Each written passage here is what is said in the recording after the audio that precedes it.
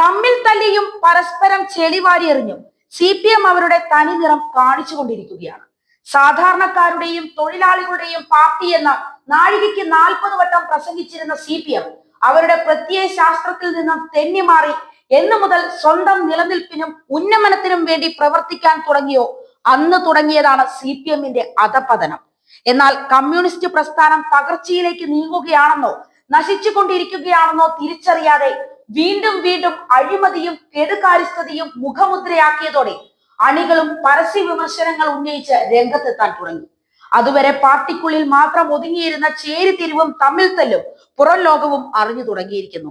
നവലിബറൽ നയങ്ങൾ കോർപ്പറേറ്റുകളുടെ താല്പര്യങ്ങൾക്കും ലാഭേച്ഛയ്ക്കും വേണ്ടിയുള്ളതാണെന്നും അത് സാധാരണക്കാരുടെ തൊഴിലാളികളുടെയും ജീവിതം ക്ലേശകരമാക്കുന്നുവെന്നുമാണ് CPM അടിയുറച്ച് വിശ്വസിക്കുന്ന കമ്മ്യൂണിസ്റ്റ് പ്രത്യയശാസ്ത്രം പറയുന്നത്. എന്നാൽ ഇതിന് തികച്ചും വിപരീതമായ പ്രവർത്തനങ്ങളാണ് CPM നേതാക്കൾ നടത്തിക്കൊണ്ടിരിക്കുന്നത്.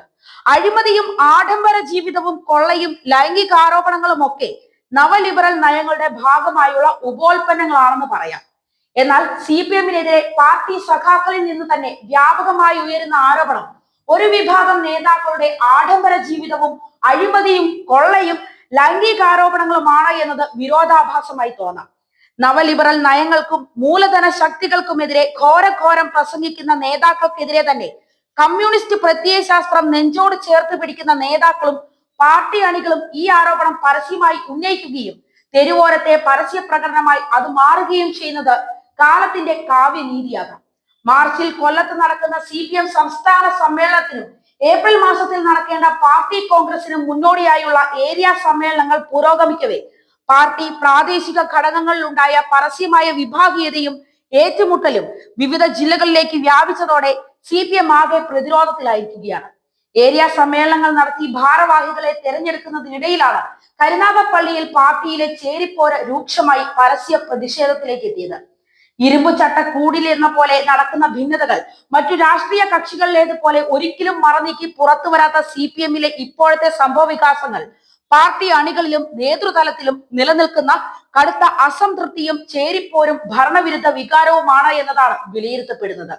വലിയൊരു വിഭാഗം നേതാക്കളിലും അണികളിലും വർദ്ധിച്ചു വരുന്ന അഴിമതി, ആർഭാട ജീവിതം, ധാർഷ്ട്യം, മത തീവ്രവാദ സംഘടനകളുമായുള്ള ചങ്ങാത്തം, പരസ്ത്രീ ബന്ധം തുടങ്ങിയ കാര്യങ്ങളിലൊക്കെയുള്ള പ്രതിഷേധമാണ് സമ്മേളനത്തിനിടെ അണപൊട്ടി ഒഴുകുന്നത്.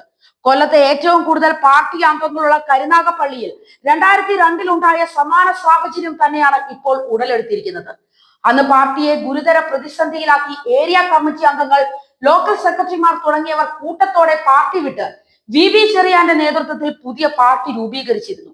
ഒരു മാസം മുമ്പ് സംസ്ഥാന സെക്രട്ടറി MV ഗോവിന്ദൻ നേരിട്ടെത്തി താക്കീത് നൽകിയിട്ടും തർക്കവും കയ്യാങ്കളിയും തുടരുന്നത് സംസ്ഥാന നേതൃത്വത്തിനും തലവേദനയാവുകയാണ്. പാർട്ടിയിൽ തെറ്റായ പ്രവണതകൾ വെച്ചു പൊറപ്പിക്കില്ല എന്ന് സംസ്ഥാന സെക്രട്ടറി MV ഗോവിന്ദൻ കൊല്ലത്ത് പ്രതികരിച്ചതിന് പിന്നാലെ മറ്റു പലയിടത്തും പ്രാദേശിക ഘടകങ്ങളിൽ ചേരിപ്പോര് പരസ്യമായത് പാർട്ടിയെ ആശങ്കയിലാഴ്ത്തുകയാണ്. തിരുവനന്തപുരം മംഗലാപുരം ഏരിയ കമ്മിറ്റി യോഗത്തിൽ നിന്ന് നിലവിലെ സെക്രട്ടറി മധു മുല്ലശ്ശേരി ഇറങ്ങിപ്പോവുകയും പാർട്ടി വിട്ടതായി പ്രഖ്യാപിക്കുകയും ചെയ്തതായിരുന്നു ഏറ്റവും ഒടുവിലത്തെ സംഭവം. മുൻ മന്ത്രിയും മുതിർന്ന നേതാവുമായ G സുധാകരനെ ആലപ്പുഴ ജില്ലയിലെ ഏരിയ സമ്മേളനങ്ങളുമായി ബന്ധപ്പെട്ട പൊതുസമ്മേളനങ്ങളിൽ ഒരിടത്തും ക്ഷണിക്കാത്തതും ചർച്ചയായി മാറി. അദ്ദേഹത്തിന്റെ വസതിയിലെത്തി കൂടിക്കാഴ്ച നടത്തിയ കോൺഗ്രസ് നേതാവും MP-യുമായ KC വേണുഗോപാലിന്റെ സന്ദർശനവും G സുധാകരനെ BJP-യിലേക്ക് ക്ഷണിച്ചുകൊണ്ടുള്ള BJP നേതാക്കളുടെ പ്രസ്താവനയും കേരള രാഷ്ട്രീയം വളരെ കൗതുകത്തോടെ തന്നെയാണ് വീക്ഷിക്കുന്നത്. വരും ദിവസങ്ങളിൽ അസാധാരണമായ പല കൂറുമാറ്റങ്ങൾക്കും കേരള രാഷ്ട്രീയം വേദിയായാലും അത്ഭുതപ്പെടേണ്ടതില്ല.